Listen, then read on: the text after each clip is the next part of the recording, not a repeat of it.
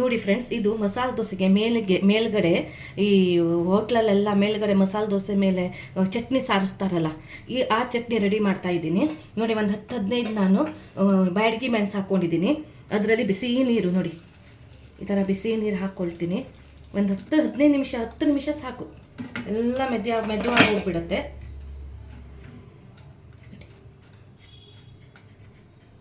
ಇದು ಸ್ವಲ್ಪ ಒಂದು 5-10 ನಿಮಿಷ ಆದ ತಕ್ಷಣ ನಾನು ಮಿಕ್ಸಿಯಲ್ಲಿ ಇಷ್ಟು ಮೆಣಸು ಹಾಕ್ತೀನಿ, ಉಪ್ಪು ಹಾಕ್ತೀನಿ, ಆಮೇಲೆ ಬೆಳ್ಳುಳ್ಳಿ ಹಾಕ್ತೀನಿ, ಮತ್ತು ಸ್ವಲ್ಪ ಹುಣಸೆ ಹುಳಿ ಹಾಕ್ತೀನಿ. ನೋಡಿ ಫ್ರೆಂಡ್ಸ್, ನಾನು ಹೇಳಿದ್ನಲ್ವ ಮಸಾಲೆ ದೋಸೆಗೆ ಆ ಮೇಲ್ಗಡೆ ಚಟ್ನಿ ಹಾಕ್ತಾರೆ ಅಂತ.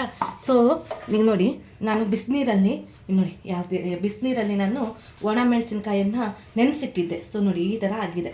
ಈಗ ಇದಂತೂ ನೋಡಿ ಯಾವ ರೀತಿ ಮಾಡ್ತೀನಿ ಅಂತ. ಇದನ್ನು ಈಗ ಇದರಲ್ಲಿ ಹಾಕ್ಕೊಳ್ತೀನಿ, ಗ್ರೈಂಡರಲ್ಲಿ ಹಾಕ್ಕೊಳ್ಳಿ. 10-15 ಮೆಣಸು ಹಾಕ್ಕೊಂಡಿದ್ದೀನಿ, ಬ್ಯಾಡಗಿ ಮೆಣಸೇ ಹಾಕ್ಕೊಂಡಿದ್ದೀನಿ.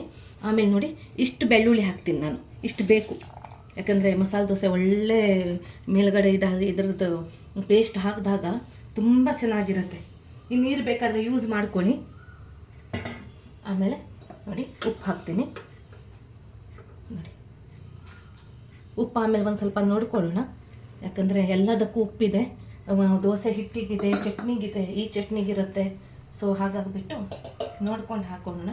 ನೋಡಿ ಇಷ್ಟು ಹುಳಿ ಹಾಕ್ತೀನಿ, ಯಾಕಂದರೆ 15 ಮೆಣಸಿದೆ. ಸೊ ಇಷ್ಟು ಹುಳಿ ಹಾಕ್ತೀನಿ. ಮತ್ತು ಇದೇ ನೀರು ಯೂಸ್ ಮಾಡ್ತೀನಿ, ಒಳ್ಳೆ ನೀರೇ ಹಾಕಿದ್ದೀನಿ ನಾನು.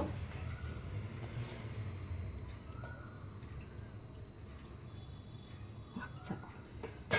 ಇನ್ನು ನೋಡಿ